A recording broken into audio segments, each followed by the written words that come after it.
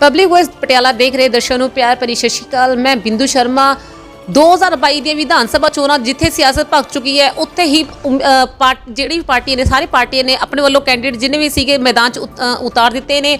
ਉੱਥੇ ਹੀ ਕੁਝ ਜਿਹੜੇ ਕਿ ਆਜ਼ਾਦ ਲੜ ਰਹੇ ਨੇ अपने नाल इस वक्त श्वेता जिंदल जो कि देहाती तो आज़ाद उम्मीदवार अपना 2022 विधान सभा चोणां च वो भी उतर चुके हैं। उन्हां नाल गलबात करते हैं। हाँ जी मैम, अपना पब्लिक वॉइस पटियाला च तुहाडा स्वागत है जी। थैंक यू मैम, सत श्री अकाल जी।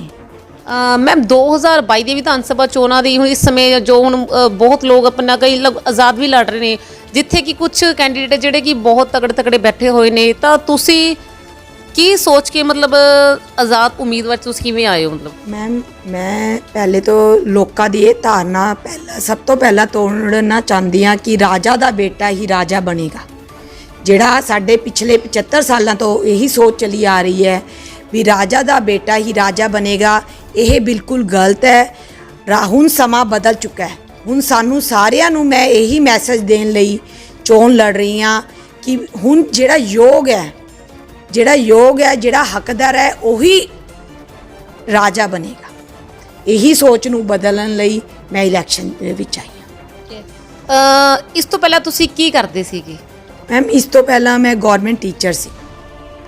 मैंने अपनी 9-10 साल उसमें अपना योगदान दिया टीचिंग दे विच।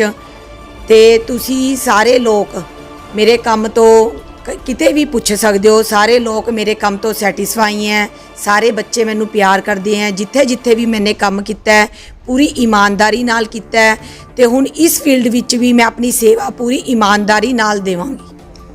जिद्दां कि तुसीं दस्सिआ कि तुहाडी फैमिली 'च कोई पॉलिटिक्स विच नहीं सीगा ते तुसीं फस्ट टाइम इहदे विच आए हो, तां तुहानूं की लगदा तुसीं हुण पॉलिटिक्स 'च आए हो तो की तुसीं इहनूं अगे अपना करियर नूं बना सकदे हो?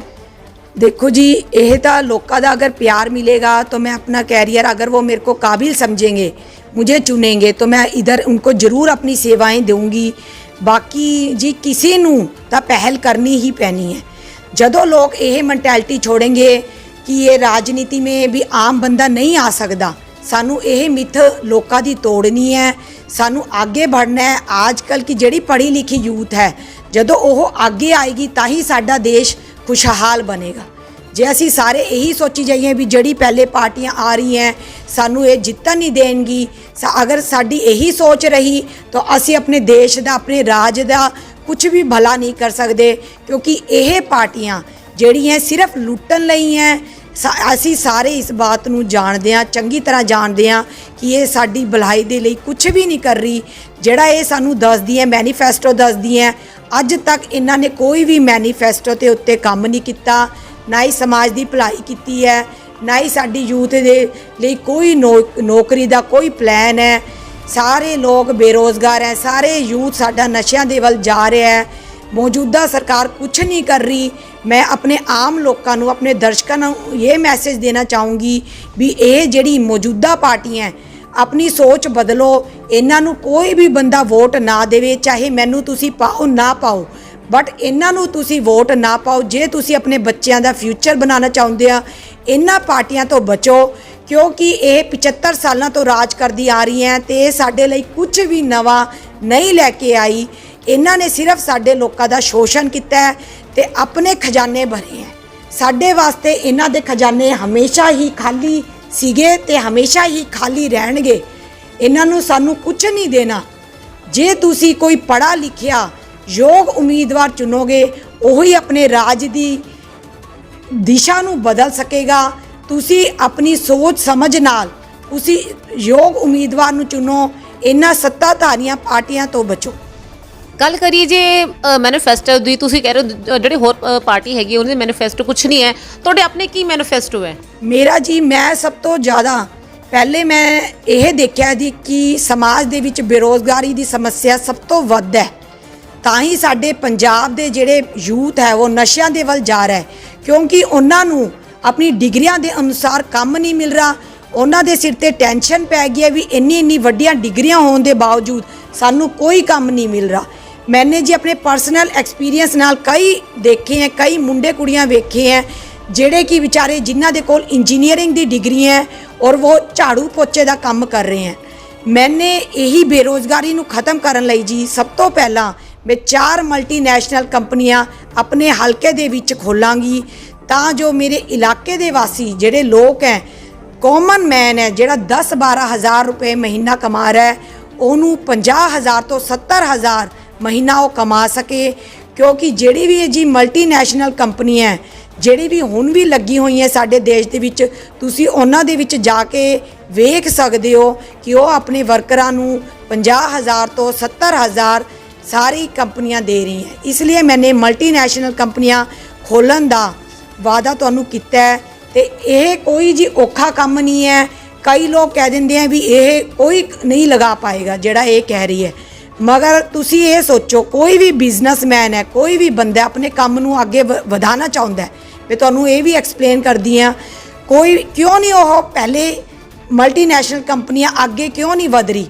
क्योंकि जिहड़े साडे शासक हैं जिहड़ी पार्टियां जिहड़े हुण राजा बने बैठे हैं ਇਹ ਉਹਨਾਂ ਨੂੰ ਸਭ ਤੋਂ ਪਹਿਲਾ ਪ੍ਰਸ਼ਨ ਇਹੀ ਪੁੱਛਦੇ ਆ ਵੀ ਸਾਨੂੰ ਕੀ ਮਿਲੇਗਾ ਜਿਹੜੀ ਉਹਨਾਂ ਦੇ ਰਾਸਤੇ ਦੀ ਰੁਕਾਵਟ ਇਹੀ ਗੱਲ ਹੈ ਵੀ ਸਾਨੂੰ ਕੀ ਮਿਲੇਗਾ ਉਹ ਆਪਣਾ ਭਲਾ ਸੋਚਦੇ ਆ ਤਾਂ ਹੀ ਇਹ ਕੰਪਨੀਆਂ ਆਪਣਾ ਇੰਟਰਸਟ ਨਹੀਂ ਸ਼ੋ ਕਰ ਪਾਉਂਦੀ ਮੈਂ ਜੇ ਤੁਸੀਂ ਮੈਨੂੰ ਸੇਵਾ ਦਾ ਮੌਕਾ ਦਿਓਗੇ ਮੈਂ 32 ਤੋਂ 35 ਜਗ੍ਹਾ ਦੇ ਅੰਦਰ ਜਾ ਕੇ ਅਪਰੂਵ ਕਰਾਣੀ ਪੈਂਦੀ ਹੈ ਜੀ ਫਾਈਲ ਕੰਪਨੀਆਂ ਦੀ ਮੈਂ ਆਪਣੇ ਹੱਥ ਨਾਲ ਉਹਨਾਂ ਦੀ ਫਾਈਲ ਅਪਰੂਵ ਕਰਾਵਾਂਗੀ ਉਹਨਾਂ ਨੂੰ जगह फैक्ट्री लगाने लई जगह पानी बिजली सारे इंतजाम फैक्ट्रियां नू करा के देवांगी तो वह क्यों नहीं जी अपनी फैक्ट्रियां खोलणगे साडे हलके दे विच ओह उन्हां दा वैलकम किया जाएगा वो फैक्ट्री खोलेंगे फैक्ट्री लगन तो बाद साडे हलके दी बहुत ही डिवेलपमेंट होएगी जी क्योंकि यह बड़ी कंपनियां मल्टीनैशनल कंपनियां सरकार नू CSR फंड दिंदी है जो कि करोड़ों दे विच हुंदा है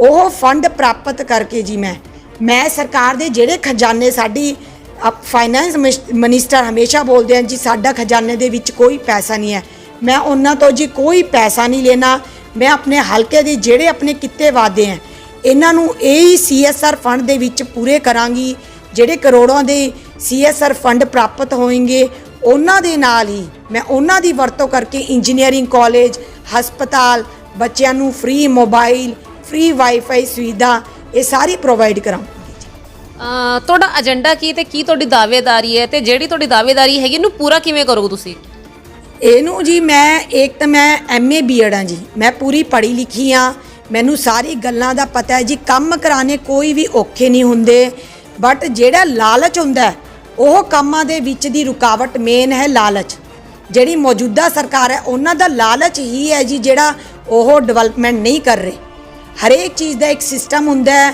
तां ही मैंने ये सिस्टम बनाया भी पहले मैं कंपनियां लेके आवांगी फिर मैं उन्होंने CSR फंड नू यूज़ करके मैं अपने सारे बाकी कामां नू पूरा करूँगी मैं इस दे लई मैं एक एफिडेविट देवांगी अपना रिटर्न दे अपने सारे किते काम दा मैं एफिडेविट अपने पंजाब दे भैन भरावां नू देवांगी तां जो ओह मेरे ਤੇ ਯਕੀਨ ਕਰ ਸਕਣ ਵੀ ਜਿਹੜੇ ਮੈਂ ਉਹਨਾਂ ਨੂੰ ਵਾਅਦੇ ਕਰ ਰਹੀ ਹਾਂ ਮੈਂ ਆਪਣੇ ਵਾਅਦਿਆਂ ਤੇ ਪੂਰੀ ਉਤਰਾਂਗੀ ਤੇ ਮੈਂ ਤਨ ਮਨ ਧਨ ਨਾਲ ਆਪਣੇ ਹਲਕੇ ਵਾਸੀਆਂ ਦੀ ਸੇਵਾ ਕਰਾਂਗੀ ਤੁਸੀਂ ਆਜ਼ਾਦ ਤੋਂ ਚੋਣ ਲੜ ਰਹੇ ਹੋ ਜਿਹਦੇ ਤੁਹਾਨੂੰ ਕੋਈ ਸਮਾਜਿਕ ਹੋ ਗਈ ਪ੍ਰਸ਼ਾਸਨਿਕ ਹੋ ਗਈ ਜਾਂ ਫਿਰ ਆਰਥਿਕ ਸਮੱਸਿਆ ਵੀ ਤੁਹਾਨੂੰ ਆਣਗੀਆਂ ਤਾਂ ਇਹਨਾਂ ਨੂੰ ਤੁਸੀਂ ਕਿਵੇਂ ਦਿਓ ਤਾਂ ਕਿਵੇਂ ਹੱਲ ਕਰੋਗੇ ਇਹਨਾਂ ਨੂੰ ਮੈਂ ਪਹਿਲੇ ਤਾਂ ਜਿਹੜੇ ਮੈਂ ਇਸ ਚੁਣਾਵ ਦੇ ਵਿੱਚ ਖੜੀ ਹਾਂ मैं सिर ते कफन बांध के आई हाँ जी मैनू किसी तो कोई डर नहीं है मुझे पता है जी ये बड़ी पार्टियां जिहड़ी सानू परेशान करनगी क्योंकि असी जिहड़े लोकां नू मेरा मेन टारगेट है जी मैंने जिहड़ा ये चुनाव लड़ने का सोचा है मेरा मेन टारगेट है जी लोकां नू अवेयर करना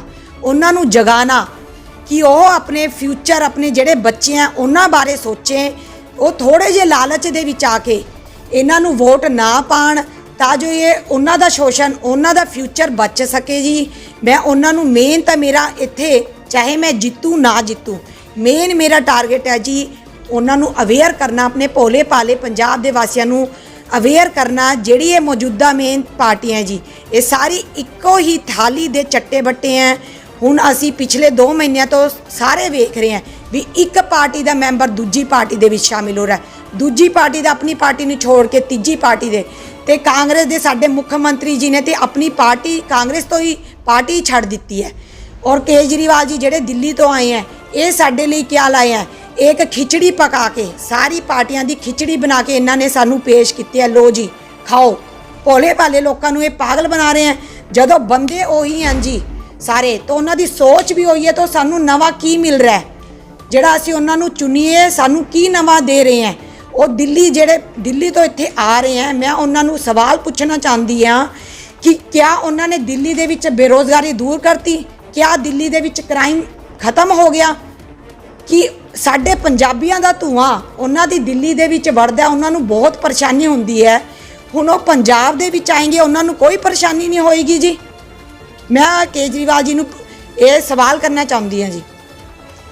2022 ਦੀ ਵਿਧਾਨ ਸਭਾ ਚੋਣਾਂ ਵਿੱਚ ਮੰਨ ਲਓ ਜੇ ਤੁਸੀਂ ਆਪਣੇ ਹਲਕੇ ਤੋਂ ਜਿੱਤ ਜਾਂਦੇ ਹੋ ਤਾਂ ਤੁਸੀਂ ਪਹਿਲ ਦੇ ਆਧਾਰ ਤੇ ਲੋਕਾਂ ਲਈ ਕੀ ਕਰੋਗੇ? ਪਟਿਆਲਾ ਵਾਸੀ ਲਈ ਕੀ ਕਰੋਗੇ? ਸਭ ਤੋਂ ਪਹਿਲਾਂ ਜੀ ਮੈਂ ਫੈਕਟਰੀ ਖੋਲਾਂਗੀ, ਉਹਨਾਂ ਦੀ ਫਾਈਲ ਅਪਰੂਵ ਕਰਾਵਾਂਗੀ, ਤੇ ਮੈਂ ਜੀ ਸਾਰੇ ਸਰਕਾਰੀ ਜਿਹੜੇ ਹੈ ਸਾਰੇ ਸਰਕਾਰੀ ਦਫ਼ਤਰਾਂ ਵਿੱਚ CCTV ਕੈਮਰੇ ਲਗਾਉਂਗੀ, ਤਾਂ ਜੋ ਸਾਰੇ ਲੋਕਾਂ ਦਾ ਕੰਮ ਦੇ ਵਿੱਚ ਲੋਕਾਂ ਨੂੰ ਕੋਈ ਪਰੇਸ਼ਾਨੀ ਨਾ ਆਏ, ਸਾਰੀ ਫੇਅਰ ਡੀਲਿੰਗ ਹੋ ਜੀ। ਤੇ ਮੈਂ ਇੱਕ WhatsApp ਗਰੁੱਪ ਬਣਾਉਂਗੀ ਜਿਸ ਕੇ ਅੰਦਰ ਮੈਂ ਆਪਣੇ ਹਲਕੇ ਦੇ ਵਾਸੀਆਂ ਦੇ ਸਾਰਿਆਂ ਦੇ ਨੰਬਰ ਫੀਡ ਕਰੂੰਗੀ। ਉਹਨਾਂ ਨੂੰ ਜੋ ਵੀ ਕੋਈ ਸਮੱਸਿਆ ਆ ਰਹੀ ਹੈ, ਕੋਈ ਬਦਲੀ ਦੀ ਸਮੱਸਿਆ ਆ ਰਹੀ ਹੈ, ਕੋਈ ਬਜ਼ੁਰਗ ਬੰਦਿਆਂ ਨੂੰ ਪੈਨਸ਼ਨ ਦੀ ਸਮੱਸਿਆ ਆ ਰਹੀ ਹੈ, ਮੇਰੀ ਭੈਣਾਂ ਨੂੰ ਕੋਈ ਇਨਸਾਫ ਚਾਹੀਦਾ ਹੈ, ਕੋਈ ਵੀ ਕਿਸੇ ਵੀ ਪ੍ਰਕਾਰ ਦੀ ਸਮੱਸਿਆ, ਬੱਚੇ ਨੂੰ ਸਮੱਸਿਆ ਆ ਰਹੀ ਹੈ, ਪੜ੍ਹਨ ਦੇ ਵਿੱਚ ਕੋਈ ਸਹਾਇਤਾ ਚਾਹੀਦੀ ਹੈ, ਮੈਂ ਉਹਨਾਂ ਦੀ ਜੀ ਘਰ ਬੈਠੇ ਉਹਨਾਂ ਦੀ ਸਮੱਸਿਆ ਨੂੰ ਹੱਲ ਕਰਾਵਾਂਗੀ।